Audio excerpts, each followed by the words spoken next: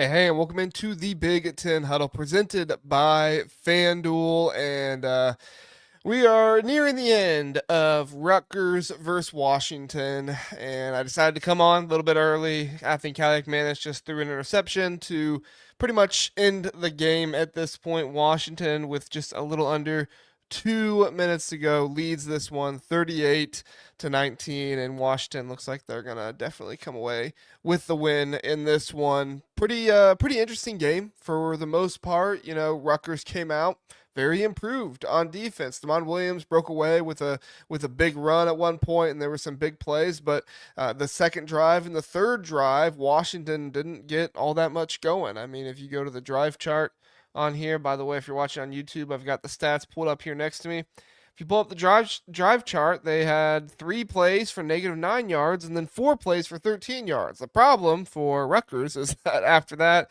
3 plays for 50 yards and a touchdown, 9 plays, 91 yards. There was a fumble there, but that one was still a long drive. And then 5 plays, 57 yards, 4 plays, 75 yards, 3 plays, 60 yards, 12 plays, 75 yards, and then they're starting a new drive now, but right before that, 8 plays, 97 yards in this one for Washington. That was their drive chart throughout the game. I guess they have one more drive, but I'm sure they'll just kneel it out here soon. We got Day 1K with us. Appreciate you being here. Michigan is praying this shoulder is injured. Yeah, that's like my biggest thing I'm still watching for, right? Is if Damon Williams comes back in. The backup was he was throwing on the sideline, so I would assume they'd throw him in just to not risk anything with Damon Williams. But yeah, it's pretty crazy. Alex says Washington can be insanely explosive, but we can't be elite until our defense improves. Yeah, I mean, this is a hard game, right? Because like Rutgers does have a good offense, and there were definitely some big plays that were being let up, and you need to fix that. But that's also kind of how Rutgers moves the ball down the field, right? Like they move the ball down the field a lot through big plays, being able to get to their wide receivers. I thought that Washington might have some more success against the Rutgers wide receivers. Their cornerbacks would because of their size, but Rutgers wide receivers, man, they are no joke. KJ Duff, Ian Strong, those dudes, DT Sheffield, these guys are quick, they're agile, they do a great job of going up and getting the ball. And so I'm with you. I do think the defense needs to improve, but I wouldn't say it's a bad defense. I don't think this is a bad Washington defense. It's just one of those situations where I think Rutgers kind of got theirs, at least in yardage. Good job in the red zone by Washington's defense in this one, right? I think Rutgers went 3 for 6. Yeah, 3 for 6 in the red zone. So good work there. If I can go to the efficiency numbers, yeah, there we go. All right. They don't have red zone efficiency, just third down and stuff. Yeah. But I mean, overall, Damon Williams is back in there. So there we go. Yeah, that's a good sign for Washington fans. Bad sign for Michigan, right? As you referenced earlier there. So yeah, and yeah, Alex, I'm not trying to say that the Washington defense is anything amazing. It's just one of those things where it's like, I do think that's the biggest strength of this Rutgers team this year. So it's kind of like Minnesota a couple weeks ago when they, I think, gave up 28 points to Rutgers, and some of the Minnesota fans were kind of down on the defense. And I was like, I get it, but respect the offense too. So it is what it is. All right, yeah, Washington's just gonna kneel it down here. Day 1K says Washington's QB is 3 times the athlete Materia is. Man, I get some Lamar Jackson vibes sometimes when I'm watching Damon Williams.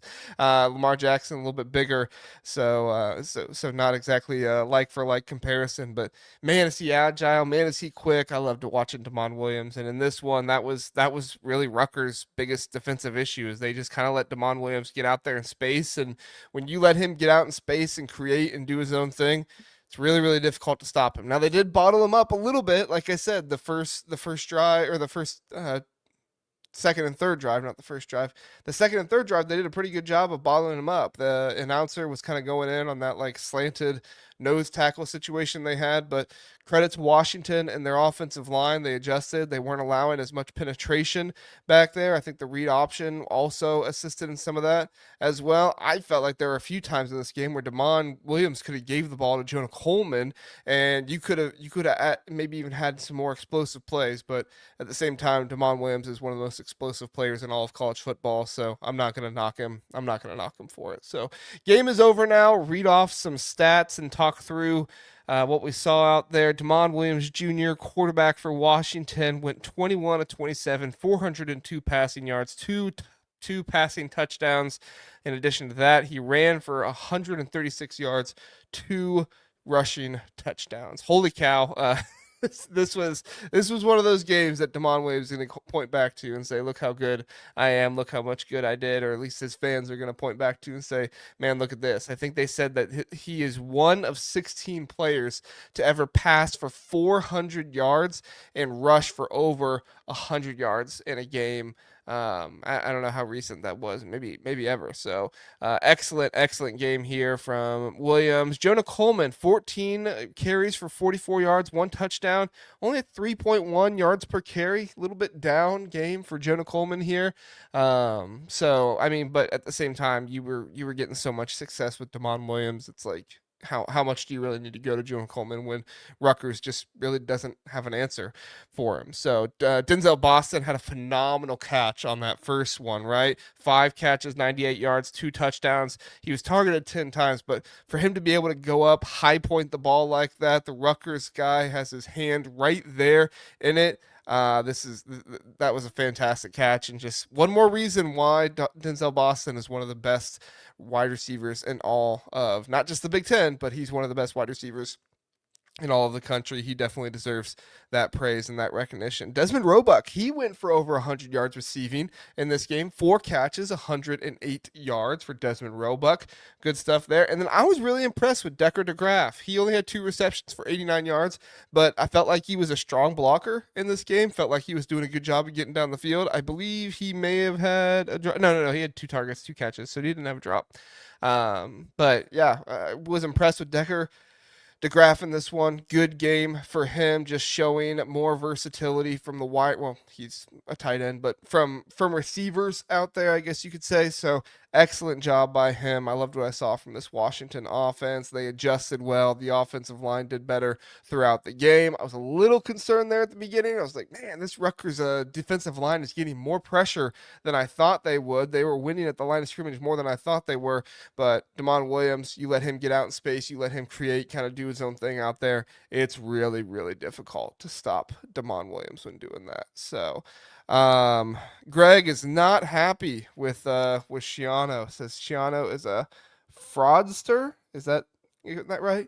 As a head coach. Yeah, I hear you, Greg. I also think, proper expectations going into this game. I don't think this was a game that Rutgers was likely to win. Just, big road trip.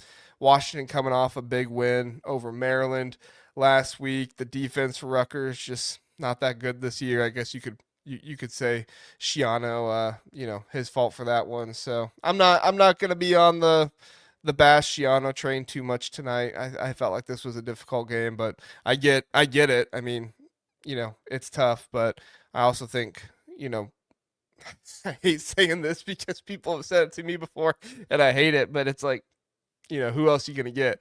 If there's somebody out there that for sure is a better option, hey, go for it. But I'd love to hear another option if you have one, Greg. So Steely Matt sharing the show there on X. Appreciate you doing that, Steely Matt. You're the man. Always going in, sharing the show, and we appreciate that. Well, now that the game is over, we can look at some odds here a little bit on FanDuel. I don't know if they've updated yet, but we will see. Washington, their odds have gone up. So going into this game, they were plus 8,000, tied with Illinois. And then now after this game, their odds to win the Big Ten have gone up to plus 5,000. All right, that puts them in the 6th spot of the Big Ten odds, right behind USC. You'd like to think maybe things change after this USC-Michigan game, but Michigan has gone up in the odds as well. They are plus 900 now, so inching closer there. You still have Ohio State and Oregon, far away the two favorites at plus 125, plus 165 here on FanDuel. But inching up a little bit closer. Washington plus 5,000, USC plus 3,500, Michigan plus 900, and Indiana plus 650. Indiana got a good shot to make those odds go up after this weekend. We'll see if they can get it done. John says, glad for you, Dub. I'm glad for you, Dub, too. This was a good win. This was one where you were a little hairy early, right? Rutgers gets out to that 10-point lead, and you're kind of like, oh, what's going on with the offense here? I never really thought Washington would lose, but I definitely had some concerns. I was like, this isn't looking great for the offensive line. Like, how are they going to adjust here? And to their credit, they adjusted, and we got the offensive explosion that we were wanting here in the second half. Total points or total yards in this game. What's the math here? 579.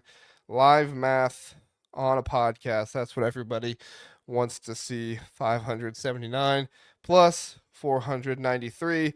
1,072 yards on the day between these two offenses. Yep, this was the offensive explosion me and Mike Broadbent were talking about when we were doing our preview. So good stuff from me and Mike on that. I don't know if we got the score predictions exactly correct. I'll have to go back and look there, but yeah. So John says UW separating from some of the middle gargle mediocre Big Ten football squads. Hey, I talked about that middle of the Big Ten in a video. So if you guys want to go see that, Nick Saban had some thoughts today, and I didn't necessarily disagree that the middle of the Big Ten is not where maybe it should be, but I did take exception to the idea that, just because the SEC is a competitive conference, that it's, that everybody in there is just, a ranked team or whatever. So, yeah, we definitely talked about that. Go check out my video on that if you guys want to do that. Appreciate that.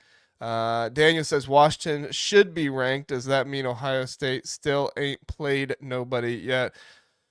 Listen, man, you and me and Zach, we've been on it, dude. Like, how Washington is not ranked is absolutely ludicrous. I don't think Washington will get enough credit from this one, but if you're a Big Ten fan and you want to see as many ranked teams as possible in the Big Ten, you're rooting for, obviously, Washington winning really helps you out. Rutgers wasn't going to be ranked by winning this game, so Washington winning helps you out. You're going to root for USC to win in a close one against Michigan, because then that will get USC ranked, and it'll be a close enough game that Michigan will probably not be, or they will probably still be ranked, but just not as high. You're hoping for a close game, maybe a field goal winner for like Ohio State and Illinois. Ohio State might drop out of the top spot to, say, an Oregon or an Indiana if that happens, but you would still have them in there. And then what's the other one you'd want? Oh, Nebraska. You want Nebraska to get the win over Maryland in a pretty dominant fashion, I would say. I don't think they're going to get ranked if it's a close win. Might get some help from some other teams losing, but yeah, that's what you'd want. So, all right, let's see what else we got here. John says the UW was cheeks though. Mercy. I think the linebackers are still, they've had some injuries there, so I'll excuse that a little bit. The cornerbacks, like I said before, I thought the cornerbacks would give Rutgers wide receivers a better shot, and they did not. So, yeah, I'm with you, John. Respect the Rutgers wide receivers. They're legit, but I thought the size of the you had Takario Davis back for this one. Prysock was in there. Prysock was hitting too. Some good hitting in there from Prysock in this game. But you know what? Credit to Rutgers receivers. They are really good receivers. They are really good. Billy says Washington wasn't being creative defensively, although they did have a couple of bogus PIs and should have had a couple of interceptions. That's exactly right, Billy. I think Takario Davis dropped 3 interceptions in this one, and the one interception he did have, I mean, I think all of those, like, pass interferences had something to it that you could have latched onto, but I don't know if there was enough in all of them that I would have called all of them. But then again, I've never been a ref before, so I'm not, I'm not going to critique them too much. But you lose a few of those penalties, and then Washington did have 9 penalties in this game for 83 yards. So pretty impressive that Washington's able to get that many penalties in a game and still come out as what was this 3-score winner? Yeah, because yeah, about 3-score winner. You won by looks like 18 in this. Or no, 19, 17.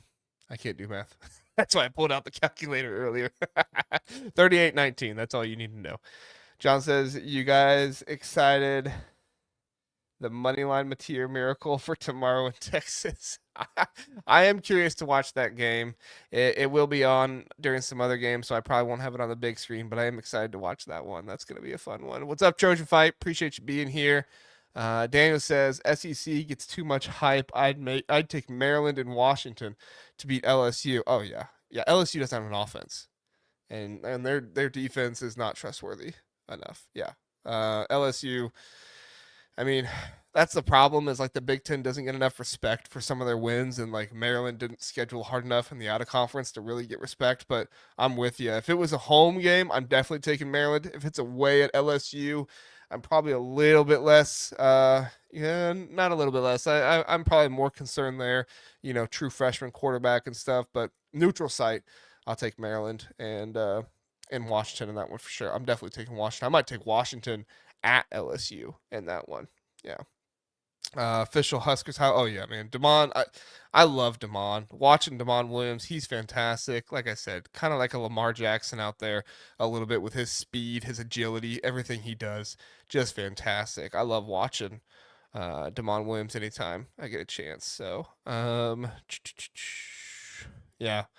Says we have 3 linebackers injured. We almost had 4 picks and stopped them in the red zone every time. Yep, referenced the red zone earlier. If you guys are just getting in here, we talked the red zone earlier, but yeah, they have a number of linebacker injuries right now, and if you know anything about Ryan Walters' defense, they are very predicated on the play of the linebackers. It's very, very important to their defense. Honestly, it's impressive they were able to hold Rutgers to less than 20 points in this one, and like I said, Rutgers moved the ball well. They had nearly 500 yards of offense in this one, but you got down to the red zone, and Rutgers just wasn't able to do anything. So I question the play calling sometimes for Rutgers. Who's that new? He was the former NFL Pepe? No, it's Pep Hamilton. That's right.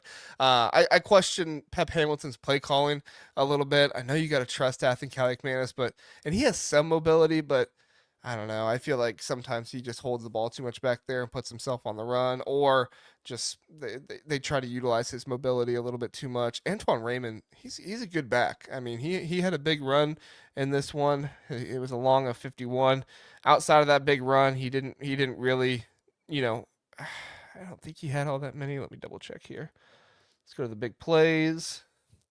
Yeah, he had the 51-yard run and then the 17-yard run. Outside of that, he didn't really do all that much. But like I was saying the other day on College Football with Sam, his roundtable, like you can't take that away from the running back, right? Like the running back still got that, still got those yards. It's just sometimes are they as consistent as you like, and that's the hardest part. Yeah, appreciate it, John. Got the Rob Smith there. Yeah, the Rutgers DC. Yeah, people are calling for his job, as they should. I'm not a Rob Smith fan.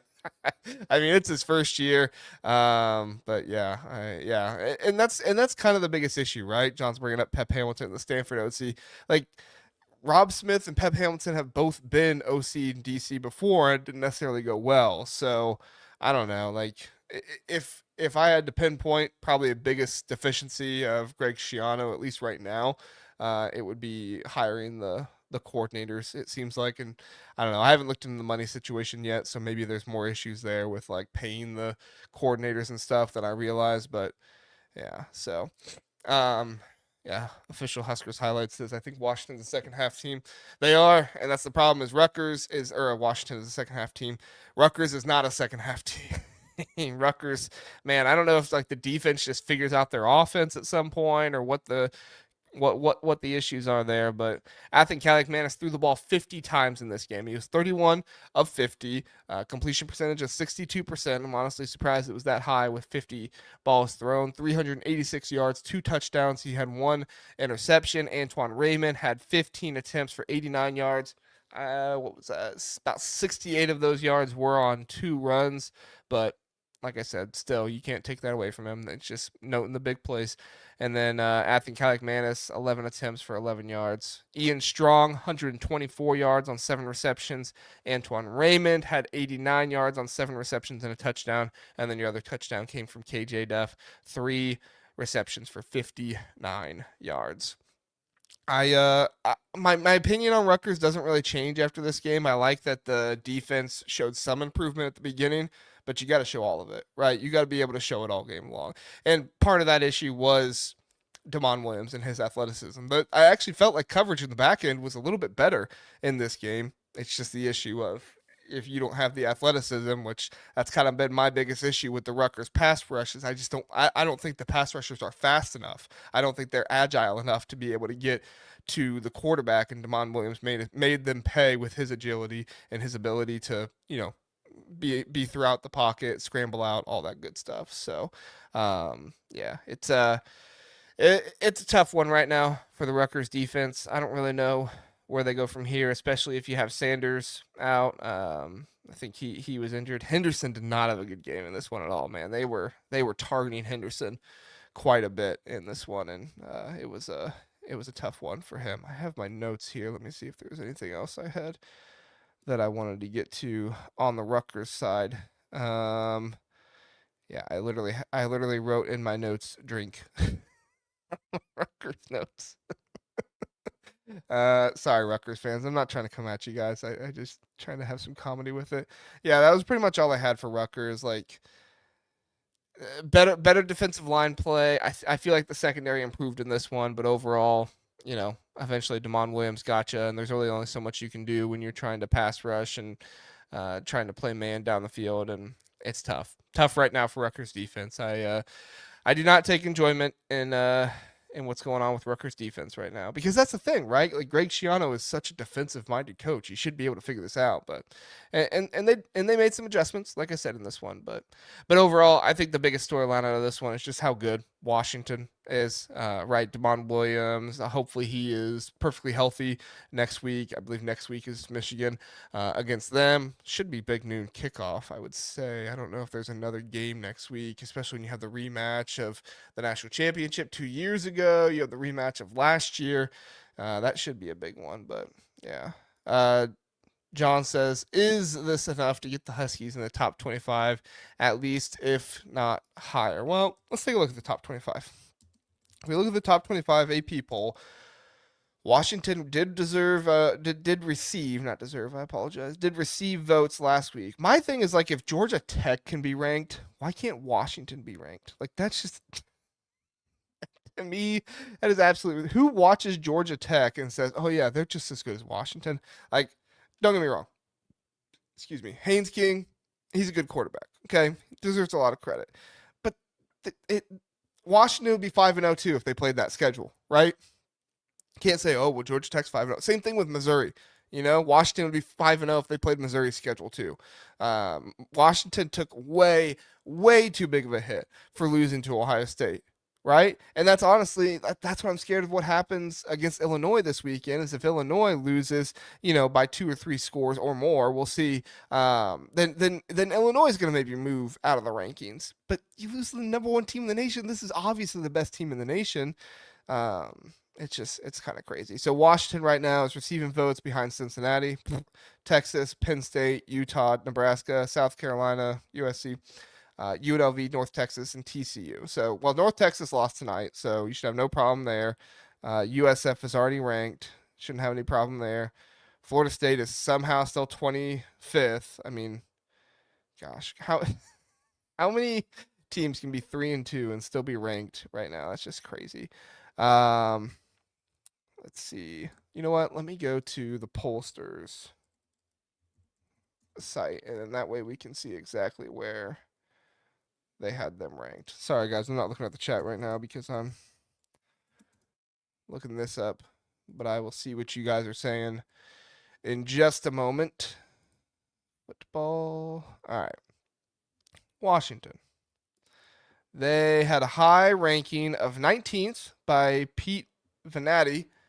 I think that's where I had them too. And Reese Davis and a couple other guys had them 25th. Nobody else had them ranked at all. So, yeah, they got Michigan next week and then Illinois. It's going to be a big test for them coming up. But, yeah, I mean, you would like to think some people would rank them after this, but, we'll see. Pete will have them ranked. David and Reese and Sean should have them ranked, but we'll see if anybody else does. It's hard. It's hard to move up sometimes, especially this early on when people still are holding on to kind of like their, preseason biases and stuff. So, I don't get it, man. I went to the Washington like 24/7 board, and they're just kind of down on this Washington team. I don't get it, man. It's a good win. Got the win at home, so I don't get it. Tony says he doesn't see him hitting the top 25 until they beat Michigan. That would definitely do it. If you beat Michigan, you definitely get in the top 25. We'll see. You need help. I guess that's probably the best way to describe it. You need help. Says I will crash out if they're not an AP poll, and you and me both. Washington Fisherman says Washington best win. I agree. Fisherman. Thanks for being here. So, can they slow down the Michigan running game enough? Yeah. I mean, as long as you don't give up the big plays, you should be fine against Michigan. But that's the hardest part, right? Is Michigan is so good at getting the long runs that it's such a difficult thing to do. So, Jake says Washington beat their East Coast team this week. UCLA, they beat their East Coast team last week. You're right. If Riley loses to Michigan, big conversations, man. Yeah, I think that's probably what a lot of the show will be about. It was a lot about James Franklin last week for losing to UCLA. If USC loses, there's gonna be a lot of talk about Lincoln Riley and that kind of stuff. We'll see. So, Tony says I think Washington's D will play the run next week and have Underwood beat them. It'd be a good strategy, right? I mean, I think these corners, you saw it from Takario Davis this game. Alex McLaughlin, man, they talked about him a little bit.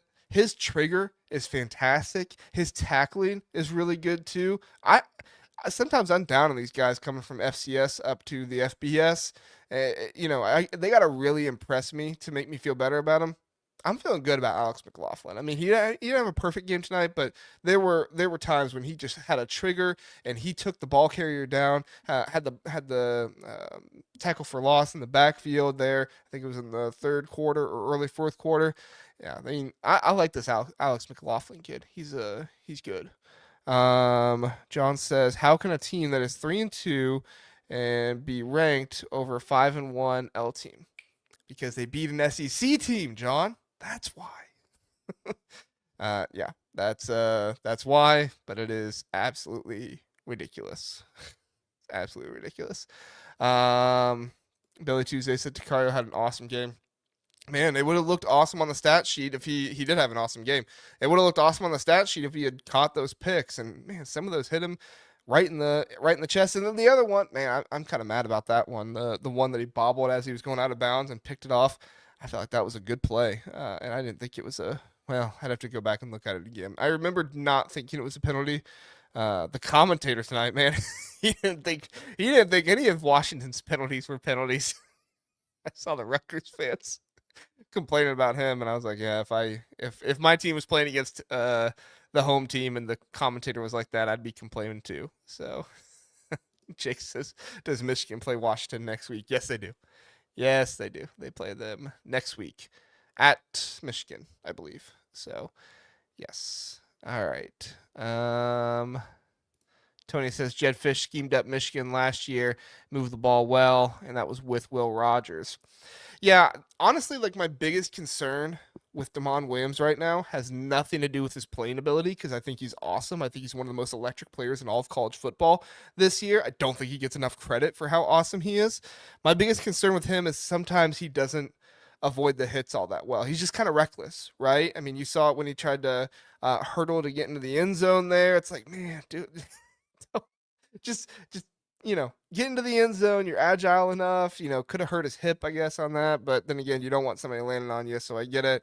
And then, sometimes when he's out in the open field in the secondary, guys, I mean, like the one where he nearly hurt his shoulder or did hurt his shoulder, whatever happened in that one. That that's one of those ones where you just got to get down, right? Don't try to make too big of a play. Your offense is moving the ball just fine. Just get down. Just get down. That's what I want to start seeing from Damon Williams. He has some of this playmaking, and not some of it. He has a lot of playmaking ability, but I think you got to use that sparingly, especially when you're somebody as small as he is. He doesn't play as small, especially in the pocket. He does a really good job of being able to scan and deliver balls in a good way. And I was surprised that Rutgers didn't knock any balls down or anything, but I don't think they had a single knockdown in this game. They had a couple on Athen Manis, which was kind of crazy. But all right, let's see what you guys are saying. Oh, you guys got the ALDS on, huh? I mean, I don't watch baseball anymore. I am all college football and college basketball at this point. Official Washington highlight says, I think Washington has the worst home refs. Yeah, well, they weren't great tonight. I wouldn't say it was a perfect game from Washington. I mean, it's not like they were perfect or anything, but yeah, not great tonight. Mr. Bucknut said, I told y'all Washington is better than Texas. Listen, let's do it. Let's go through. Who would Washington beat in the SEC? Because all I hear about is depth. Listen, if Florida State can beat Bama, Washington can beat Bama. If Notre Dame can give Texas A&M a game, Washington can give Texas A&M a game. Ole Miss doesn't have a defense. Washington would score like crazy on them. Georgia doesn't have a pass rush. Damon Williams would throw would run around like crazy on them. Oklahoma, better defensive line, maybe if they can contain him, but I don't know if I've seen that type of ability out of Oklahoma's defensive line. They did a pretty good job of containing Bryce Underwood, but I also don't think Bryce Underwood really had the green light to run in that game. Missouri, no. Texas, no. LSU, no. I'm saying no as in like they would not beat Washington. Tennessee, no. Florida, no. Vanderbilt, no. Yeah. Yeah, I mean, you've probably got, I would say, 3 or 4 teams in the SEC that Washington could mix it up with and be close with. I don't know if they win, but I think they have a good shot at winning. And then the rest of the SEC, Washington would beat Oklahoma. They would beat Missouri. They would beat Texas, LSU, Tennessee. Yeah, I mean, I'm not trying to sound like a homer here. I kind of am. But I think they take them down just fine. So, and Mr. Bucknut says Washington is a damn good team. The Big Ten is loaded. Buckeyes will be the only team to hold them to 6 points. Yep. Billy says Oklahoma's letting up 7 points a game. Yes, Oklahoma does have a good defense, but I was looking at that earlier. They've not really played like all that strong of an offense, have they? They played Illinois State, Michigan with Bryce Underwood on the road, Temple, Auburn, and Kent State. So, yeah, they're holding teams to a few points. Definitely right about that, Billy. I don't think they faced any type of offense nearly as close to Washington. And you faced a Michigan offense that was not allowing Bryce Underwood to completely utilize all of his abilities, right? So, maybe Oklahoma's questionable. I'll give you that, Billy. I'll say Oklahoma questionable. All right, good point there. All right. Jake says OSU fans pray we beat Michigan, and I will pray y'all beat Michigan. All my homies hate Michigan. I love that I can run a Big Ten show and we still get the rivalry talks, because I think that's like the hardest thing for some people when it comes to the Big Ten is sometimes you get so much rivalry hatred is that you don't feel like you can actually like root for your conference, right? But I always tell people, root against your rivals first and foremost. You should always do that, right? And then root for your conference, okay? And guess what? If your rival wins, you can cope with it by bragging about them to the SEC. So, right? But man, I think it's one of those newest things right now in college football that you're rooting for your conference. We've seen it from the SEC for years. We're starting to see it more from the Big Ten now.